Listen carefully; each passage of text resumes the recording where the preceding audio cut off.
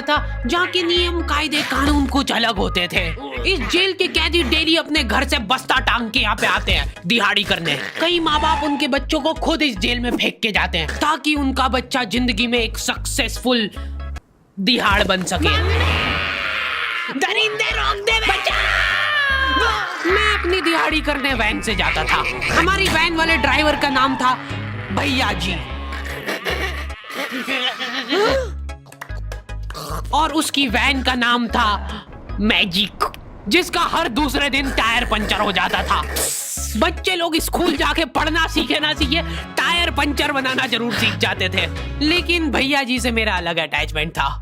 उनसे मेरे को दिल से नफरत थी। ये आदमी सुबह 5 बजे आके मेरे घर के सामने हॉर्न बजाता था। अरे भैयू, ओए भैयू, जल्दी से तैयार हो जा बेटा, 5 मिनट में निकलना है फटाफट। 9 बजे का स्कूल है यार हमारा। लेकिन ये आदमी सुबह सबसे पहले आके मेरे को लेता था। उसके बाद हम 3-4 घंटे पूरे शहर भ्रमण पे निकलते थे। शहर के पूरे आखिरी कोने से बच्चे ले लेके आता था ये आदमी। जहाँ पे वैन जा भी नहीं सकती उधर कूदा कूदा के ले जाता था ये, और फिर टायर पंचर हो जाते थे। शाम पड़े वापस से हमको घर घर छोड़ के आता था ये। जिंदगी बर्बाद कर दी थी भैया जी ने मेरी। सबसे पहले लेते थे और सबसे आखिर में छोड़ते थे। लेकिन मैं फिर भी उसी वैन में जाता था क्योंकि चमेली भी हमारी वैन में आती थी। और बात यह है कि वो मेरे पास ही बैठती थी, मतलब मजबूरन। उसके पास और कोई ऑप्शन ही नहीं बचता था और मैं बचाता भी नहीं था। मैं घर पे जाते से जो 2-3 घंटे मेरे को सोने के लिए मिलते थे उसमें सोता नहीं था और मैं प्लानिंग करता था कि कैसे चमेली सिर्फ मेरे पास बैठे। चमेली सबसे आखिर में आती थी और मैं सबसे पहले सुनसान वैन में चढ़ के बस्ता अपने पास में रख के और फसर के सो जाता था। बाकी सारे बच्चे अपना बस्ता गोदी में रखते थे क्योंकि तुम्हारे बाप की वैन नहीं है, मतलब मेरे भी नहीं थी। पर मेरे ऊपर भैया जी को तरस आ जाता था कि बेचारा 5 बजे से आया है, तो वो सोने देते थे।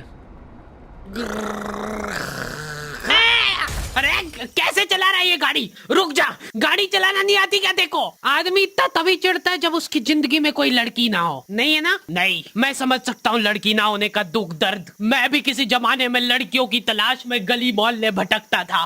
फिर एक दिन मेरे पास से वो निकली।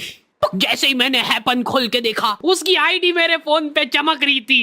हैपन ये एक रियल लाइफ डेटिंग ऐप है। यहाँ पे तुमको वो लोग मिलेंगे जो तुम्हारे आस पड़ोस से निकले हो कभी ना कभी। 100 किलोमीटर दूर रहने वाले लोगों से बात करके फायदा ही क्या जब तुम मिल ही ना पाओ। और अगर तुम्हारी घिनौनी शक्ल देख के यहाँ पे तुमसे कोई प्यार मोहब्बत नहीं भी करता है तो तुम फ्रेंडशिप तो कर ही सकते हो फिर भी। So go and check it out happen. Link is in the description. लेकिन मैं सोता नहीं था। मैं आंख बंद करके चमेली के घर का इंतजार करता था। तो क्योंकि चमेली आखिरी में आती थी तो वैन पूरी पैक पुक हो रखी होती थी। बच्चे बाहर उबल रहे होते थे और मैं अपना बस्ता पास में रख के एक्टिंग देखो एक्टिंग। और जैसे ही वो आती थी, हड़बड़ाना नहीं, ऐसे टाइम पे हड़बड़ाते नहीं है कि फटाफट बैग उठाया और आओ इधर बैठो जल्दी। मत करना ये हरकत, भाग जाएगी वो। ठरक नहीं झलकना चाहिए जरा सिक भी, एकदम सटल रखना है। क्या हुआ? और कहीं जगह नहीं है क्या? तेरे मुंह में मूत दूंगा मैं। अच्छा ठीक है, इधर ही बैठ जाओ। देख रहे हो एक्टिंग देखो तुम लौंडे की। ना जाने कौन सी नशीली खट्टी मीठी खुशबू लगा के आती थी चमेली। आज तक उसकी खुशबू है मेरी नाक में। मैं वो खुशबू का पूरा मजा ले ही रहा होता हूँ, इतने में एकदम भभका बास आती है निकाह से। जैसे ही मैं बाहर झांकता हूँ, मरा हुआ कुत्ता पड़ा है वहाँ पे। एक काली कार सूख करके निकली और मेरे बच्चे को मार दिया। कैसे करके निकली? शूक। ऐसे नहीं निकली थी, मैं यहीं पे खड़ा था, वो कार आई थी और जैसे ही वो बच्चा नीचे आया तब वो खड़ा, वो बच्चा चिल्लाया और फिर कार शूक करके भाग गई। उधर कुछ बच्चे ऑटो रिक्शा से भी आते थे स्कूल। ऐसा लगता था कि पूरे स्कूल के बच्चे इस एक ऑटो रिक्शा में ठूस ठूस के ले जाता है वो। ये ऑटो वाले और भैया जी दोस्त थे और अब ये बीच सड़क पे रेसिंग लगवा रहे हैं। इनकी गाड़ियां उबला रही है बच्चों से, फिर भी नहीं मान रहे ये लोग। नहीं जीतूंगा। स्कूल जाके वो पीछे मुलट के देख रहा है तो एक बच्चा नहीं बचा उसके ऑटो रिक्शा में। हमारे भैया जी बेचारे पीछे से उनके गिरे हुए बच्चों को उठा उठा के ला रहे थे। ये सब हरकतें करके हम लोग जैसे तैसे कैद खाना पहुंच जाते हैं। सुबह 5 बजे से निकलने के बावजूद हम लोग लेट पहुंच रहे हैं। वहाँ पे पहुंच के हमने देखा कि 4 लौंडे मरे हुए पड़े हैं। जिनको डॉन ने मारा है। डॉन हमारे स्कूल की इंचार्ज थी। डॉन का कद छोटा था और पेट मोटा था, और आश्चर्य की बात यह है कि समय के साथ उसकी हाइट कम हो रही थी। मतलब बड़े नहीं बड़े वो चलता एक बार को, पर इसकी कम हो रही थी। डॉन बहुत स्ट्रगल करके कार से स्कूल आती थी खड़े होके, क्योंकि बैठ जाए तो उसको सामने की सड़क नहीं दिखती थी। वो अलग बात है, खड़े होके भी पूरा नहीं दिखता था। हर रोज 2-4 कुत्ते कुचलते हुए आती थी वो। फिर मेरे को समझ आया कि रास्ते में जो कुत्ते दिखे थे वो डॉन इस कैद खाने में छत पे बैठी रहती थी स्नाइपर लेके। कोई भी कैदी कुछ गलत गतिविधि करता हुआ दिखता था तो वहीं पे, मैडम इनकी लाश का क्या करना है? अरे ये तो आपको पता ही है। कहाँ रह गए थे यार झमू दीदी, फटाफट ये खून वून साफ करो। झमू दीदी बुलेट से स्कूल आते थे और ये अफवाह फैली हुई थी पूरे स्कूल में कि उनके घर पे मर्सिडीज भी है, लेकिन झमू दीदी हम्बल रहना पसंद करते हैं। ऐसा कहा जाता था कि ये स्कूल ऑन पेपर झमू दीदी के नाम पे ही है, पर वो हम्बल रहने के लिए यहाँ पे झाड़ू पोछा लगाती है। वैसे मैडम इन्होंने करा क्या था? गैर कानूनी पेन फाइट का सट्टा खेलते थे ये लोग क्लास में। उससे मेरे को प्रॉब्लम नहीं है, मेरे को क्यों नहीं? हाँ, हमारी क्लास में पेन फाइट का सट्टा चलता था। हमारे इधर जो लौंडा पेन फाइट में जीतता था, सामने वाले का पेन उसका हो जाता था। कुछ बच्चे अपना सब कुछ दांव पे लगा देते थे और कर्जे में डूब जाते थे। फिर भी वो लोग हार नहीं मानते थे और अपने दोस्त से पेन उधार लेके खेलते थे और वापस हार जाते थे। तो अब क्लास में कुछ बच्चों के पास पोटला भर के पेन पड़ा है और कुछ बच्चों के पास पेन ही नहीं है।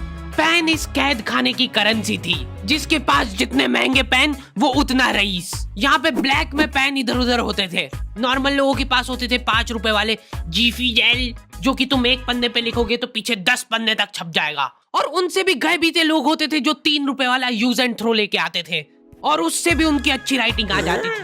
बहुत चिढ़ मचती थी यार मेरे को उनसे। और कुछ चुनिंदा रईस लोग होते थे जिनके पास होता था ट्राईमैक्स। हर बच्चे का सपना होता था कि उसके पास एक ट्राईमैक्स हो, साथ में आसपास 2-4 लड़कियां हो। मेरे को प्लीज मेरे को यहाँ पे ऑटोग्राफ दे दो। ये लो ट्राईमैक्स किंग के, ये ट्राईमैक्स क्या बात कर रही है? सही में एकदम रईस लोग ही अफोर्ड कर पाते थे ट्राईमैक्स। वो बाबड़े भी एक एक अक्षर लिख के रिफिल खोल के देखते थे। खाली हो रही है तो एक बार एक रईस बच्चे का ट्राईमैक्स चोरी हो गया। पूरे स्कूल में हाहू मच गई थी। वो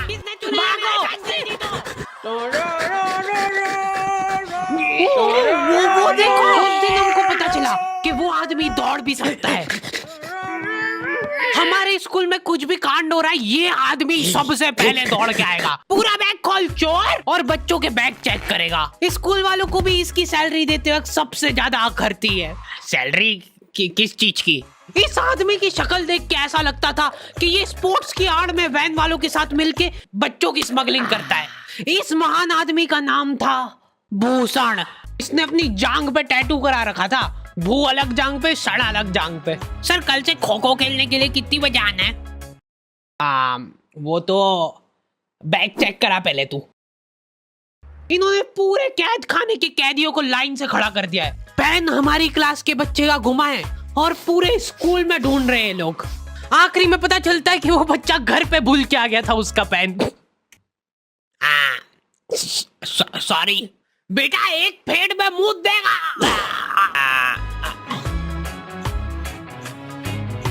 ऐसे तो नमूने बच्चे थे हमारे स्कूल में, और टीचर लोग उनसे भी गए बीते थे।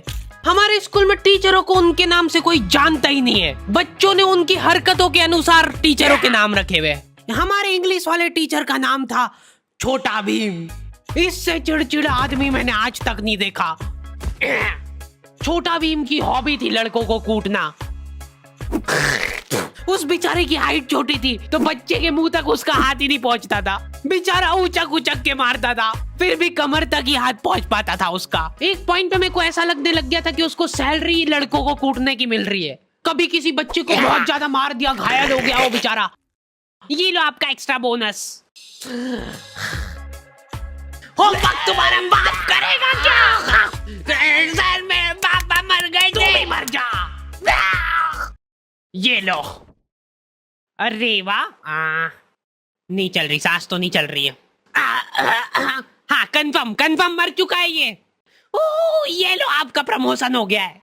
लड़कियों से उसका अलग अटैचमेंट था। कौन सा परफ्यूम लगा के आई हो? सर थोड़ा दूर रहो। अरे मैं कुछ कर थोड़ी ना। भोली सी सूरत और आंखों में ठरक लेके स्कूल आ जाता था ये डेली।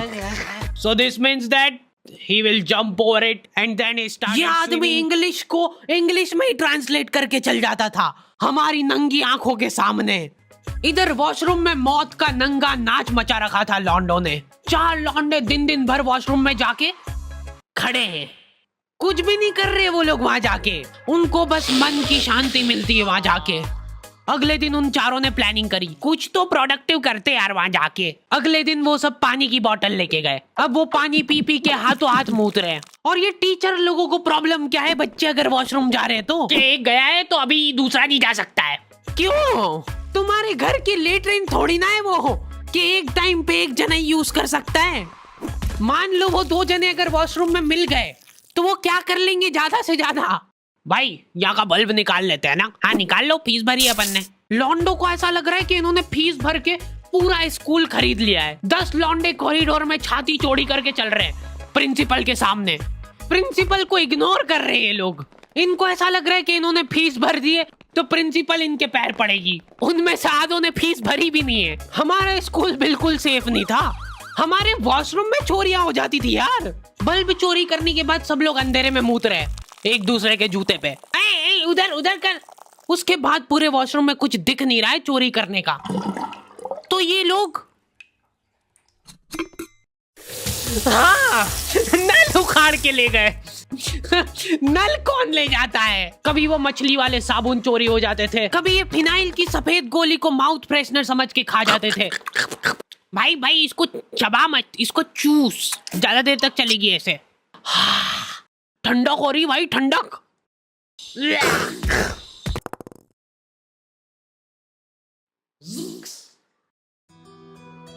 ओके तो दी एंड हो चुका है।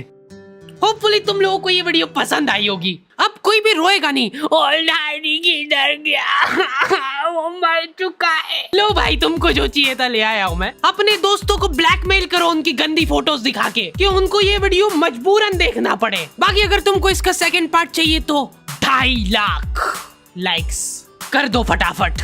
और हैपन चेकआउट करना बिल्कुल मत भूलना, लिंक मैंने डिस्क्रिप्शन में डाल दी है। मिलते हैं नेक्स्ट वीडियो में।